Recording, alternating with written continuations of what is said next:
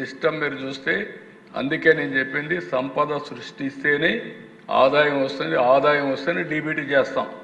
నేనేదో button నొక్కుతానంటే button నొక్కితే అక్కడ నీళ్లు ఉండాలి కదా, బటన్ పై నుంచి ట్యాప్లో నుంచి నీళ్లు రావడానికి. 2.7 crore హౌసెస్ బిల్డ్ చేశారు.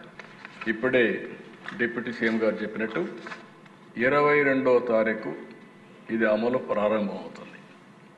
22వ తారీఖు నుంచి దసరా రోజు నుంచి మళ్ళీ దీపావళి 20వ తారీఖు, మళ్ళీ దీపావళి వరకు దీన్ని మొన్న ఏ విధంగా అయితే యోగా మనం రాష్ట్రం మొత్తం ఒక అవేర్నెస్ తేవడానికి మనం ప్రాక్టీస్ చేశాము. ఇక్కడే మీరు గుర్తుపెట్టుకోవాలి, 30 ఏళ్ల ముందు నేను యోగా చేసేవాడిని. ఈ మధ్య ఫిజికల్ ఎక్సర్సైజ్కి వెళ్ళా. మొన్న యోగా ఇది చేసిన తర్వాత ఇప్పుడు వారానికి 3 రోజులు కంపల్సరీగా మళ్ళీ యోగా చేస్తున్నా. దీనివల్ల బాడీ చాలా ఫ్లెక్సిబిలిటీ వస్తూ ఉంది. మీరు కూడా ఆ రోజు ప్రోగ్రామ్ ఇస్తే ఒకరోజు ఫోటోల కోసం చేసి వదిలేశారు. కనీసం ఇప్పటి నుంచి మీరు ప్రారంభించండి. It will give so much of strength and relief కూడా ఇవన్నీ వస్తాయి. అందుకే every house hold, every village, every business establishment రాష్ట్రం మొత్తం అవేర్నెస్ తీసుకొచ్చేట్టుగా ఈ రిఫార్మ్ని సద్వినియోగం చేసుకున్నట్టుగా దీనివల్ల next level of development growth వేడిగా మనం చేయాల్సిన అవసరం ఉంది. దీనికోసం ఒక క్యాబినెట్ సబ్ కమిటీ వేస్తాం. 22న యాక్షన్ ప్లాన్ తయారు చేస్తాం. ఎమ్మెల్యేలు, ఎంపీలు అందరూ దీంట్లో ఇన్వాల్వ్ అవుతున్నారు. మీరు అందరూ కలిసి చేయాల్సిందిగా మరొకసారి కోరుకుంటూ, ఇది మనందరం కూడా మొన్న యోగా ఎట్లా చేశామో ఆ విధంగా చేయాల్సిన అవసరం ఉంది. గరీబ్ కళ్యాణ్ కింద 25 కోట్లు అబవ్ పావర్టీకి తీసుకొచ్చారు. ఫ్రీ ఫుడ్ గ్రెయిన్స్ 80 కోట్ల మందికి సప్లై చేస్తున్నారు. స్టార్టప్ కల్చర్ 350 లక్షల నుంచి 1,50,00,000కు పెంచగలిగారు. అంటే ఒక ఇన్నోవేటివ్గా ఒక స్టార్టప్ కల్చర్ని తీసుకొచ్చి యూత్ను కూడా ప్రమోట్ చేసే పరిస్థితికి వస్తున్నారు.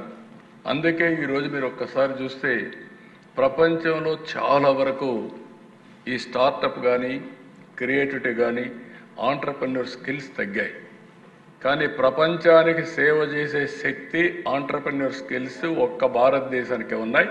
దానికి కారణం ఎన్డీఏ, దానికి కారణం నరేంద్ర మోడీ అని చెప్పి కూడా నేను తెలియజేస్తున్నాను. నెక్స్ట్ ఇక్కడికి వచ్చినప్పుడు నాకు ముందు నేను చెప్పిన దానిపైన India's rise as a global economy strategic leader, 91 economic reforms, మనకు demographic dividend as a windfall gain. అదే సమయంలో late 90s IT revolution, first mover advantage. 2016లో 10వ లార్జెస్ట్ ఎకానమీ, 2025కి 4th largest economy, $4.19 trillion economy, $2,880 per capita, $760 billion exports. 2020కి 3rd largest ఎకానమీగా తయారవుతాం. 2038కి 2nd లార్జెస్ట్ ఎకానమీ అని prediction Ernst and Young. 2 words మన aim is number 1 economy by 2047, that is Viksit Bharat. దీనికి ఒకే మీరు గుర్తుపెట్టుకోవాల్సింది right leader, right time, right place, that is ప్రధానమంత్రి నరేంద్ర మోడీ. నేను ఎందుకు ఈ మాట వాడుతున్నానంటే ఒక ఇంటికి మంచి లీడర్ ఉంటే ఆ ఇల్లు బాగుపడుతుంది, ఒక ఊరికి మంచి లీడర్ ఉంటే ఆ ఊరు బాగుపడుతుంది, ఒక నియోజకవర్గానికి ఒక మంచి ఎమ్మెల్యే అంటే ఆ నియోజకవర్గం బాగుపడుతుంది, ఒక రాష్ట్రానికి మంచి నాయకత్వం ఉంటే రాష్ట్రం కూడా బాగుపడుతుంది. దాంట్లో అనుమానం లేదు.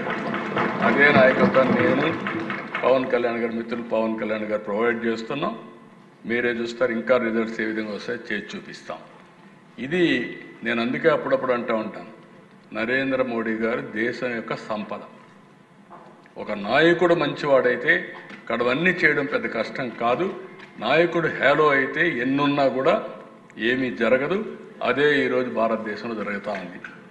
మొన్న చూశారు సింధూర్, కొంతమంది ఎగతాళి చేశారు.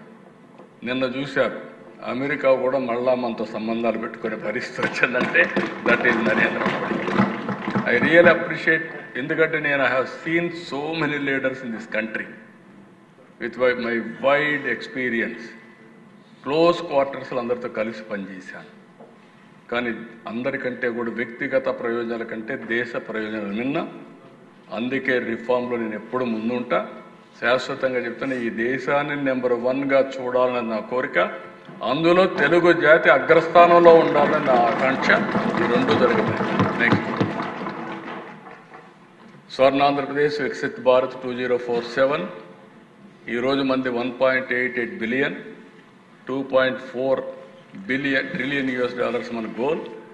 జిఎస్టిపి $3,148, $42,000 కావాలని. లాస్ట్ ఇయర్ 12.02, ఆవరేజ్న CAGR 15 సాధించాలని. మనకు అబండెంట్ నేచురల్ రిసోర్సెస్ ఉన్నాయి, జాగ్రఫిక్ అడ్వాంటేజ్ ఉంది, సీ కోస్ట్ అడ్వాంటేజ్ ఉంది, స్ట్రాంగ్ డెమోగ్రఫిక్ డివిడెంట్ ఉంది, బ్యాలెన్స్ రీజనల్ డెవలప్మెంట్ పొటెన్షియల్ ఉంది, టెక్నాలజీ అడ్వాంటేజ్ తెలుగు వాళ్ళు అందిపుచ్చుకున్నారు, ఇన్స్టిట్యూషన్ రెడీనెస్, గవర్నెన్స్ డెప్త్, ఇవన్నీ కూడా మనం చూసుకుంటే 5 సంవత్సరాలు 2 విషయాలు మనం గుర్తుపెట్టుకోవాలి. విభజన, దానివల్ల స్ట్రక్చరల్ ఇంబ్యాలెన్స్ వచ్చాయి. హైదరాబాద్లో మొత్తం సర్వీస్ సెక్టర్ అంతా వెళ్ళింది. ఈరోజు హైదరాబాద్ సర్వీస్ సెక్టర్ 67% కాంట్రిబ్యూట్ చేస్తుంది. అదే సమయంలో ఇక్కడికి వచ్చే కొందికి మనకు 45-44%లో ఉన్నాం సర్వీస్ సెక్టర్. అక్కడ అగ్రికల్చర్ 14% తగ్గింది, మన దగ్గర 35% ఉంది. దీనివల్ల నష్టం ఒకసారి చూస్తే మొత్తం మనకు వచ్చే ఆదాయం జిఎస్టిపిలో అక్కడ 9.3% వస్తే మనకు 6.12% వస్తుంది. 3%, 3.3% డిఫరెన్స్ ఉంది. అయితే మనం కుంగిపోలేదు. మనం రిఫార్మ్ తీసుకొచ్చి ఎక్కడికక్కడ ముందుకు పోయాం. 5 సంవత్సరాల్లో 13.5% మనం పెంచుకోగలిగాం.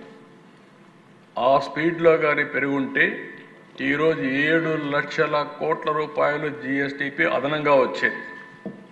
దగ్గర రాష్ట్రానికి ఆదాయం 60-70 వేల కోట్ల రూపాయలు అదనంగా వచ్చేది. ఈ రెండు వస్తే ఇప్పుడు మనం ఈజీగా సూపర్ 6 కానీ అన్ని ఇచ్చేవాళ్ళం.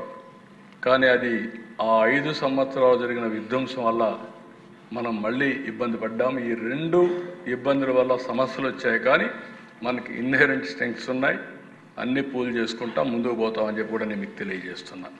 నెక్స్ట్, ఈరోజు మనం కూడా మీకు చాలాసార్లు నేను చూపించాను ఈ స్లైడ్ని. Welfare, empowerment, balance. అందుకే health, education, nutrition, social safety nets, basic infrastructure, empowerment through DBT, P4 ఇవన్నీ తీసుకొచ్చాం. ఇన్వెస్ట్మెంట్ అండ్ డెవలప్మెంట్ని బ్యాలెన్స్ చేస్తున్నాం. Human, physical capital expenditure, HRD, infrastructure, PPP model, viability gap funding, ఎక్కడ కూడా ఇన్వెస్ట్మెంట్కు ఎలాంటి ఇబ్బంది లేకుండా మనం వినూత్నమైన కార్యక్రమాలతో క్యాపిటల్ ఎక్స్పెండిచర్ వర్క్ చేస్తున్నాం. దీనివల్ల వెల్త్ క్రియేషన్ చేస్తున్నాం. Work force, enhanced work force, job creation ఇవన్నీ. అదే సమయంలో హయ్యర్ రెవెన్యూ జనరేషన్ చేసి more tax revenue, economic stability తీసుకొస్తున్నాం. ఇది short term, medium term, long term plan చేసుకొని ముందుకు పోతున్నాం. నెక్స్ట్, ఇప్పుడు సూపర్ 6 మొన్నే మనం చూసాం. కొంతమంది బాధపడినా సూపర్ 6 మనం ప్రారంభించింది సూపర్ హిట్ చేసే బాధ్యత తీసుకున్నాం, అమలు చేస్తాం. విత్ కన్విక్షన్ మనం చేస్తున్నాం. ఇవన్నీ కూడా ఇంకా రాబోయే రోజులు మనం చేస్తాం.